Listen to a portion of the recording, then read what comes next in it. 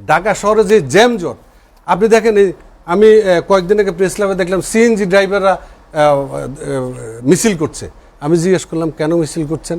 বলে যে সরকার নির্ধারণ করে দিয়েছে মালিককে প্রতিদিন 900 টাকা দেওয়ার জন্য, কিন্তু মালিক 1200 টাকা নিচ্ছে, 1500 টাকা নিচ্ছে। তাহলে এগুলি দেখবে কে? দেখার এখন কেউ নেই। আপনি যে বিচার দিবেন, একটা নির্বাচিত সরকার থাকলে কিন্তু বিচার দেওয়ার জায়গা থাকে, কিন্তু আপনি যে এখন বিচার দিবেন সেই বিচারের জায়গা নেই। আপনি সমস্যায় পড়েন, আপনি থানায় গেলেও থানায় কাজ করছে না, থানায় গেলেও থানায় কাজ করছে না। আপনি এখন বিচার দেওয়ার জায়গা নাই, কিন্তু মানুষ কিন্তু নিরাপত্তাহীনতায় আছে। আইনের মানে যেগুলো আইনের শাসন বলেন, আইনের কোনো শাসন নেই। জনগণ পুরোপুরি নিরাপত্তাহীনতায় আছে।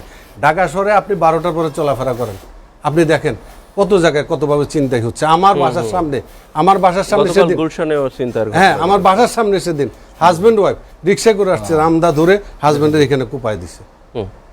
কথাই বুঝছেন? সুতরাং মানুষ কিন্তু নিরাপত্তাহীনতা। একটি সরকারের প্রথম কাজ হচ্ছে দেশের জনগণের নিরাপত্তা নিশ্চিত করা। এটা একদম প্রথম কাজ। আপনি 10 টাকা বেশি খাওয়ান চাল, সমস্যা নেই, কিন্তু আপনাকে নিরাপত্তা দিতে হবে। এই নিরাপত্তা দিতে সরকার ব্যর্থ হয়েছে।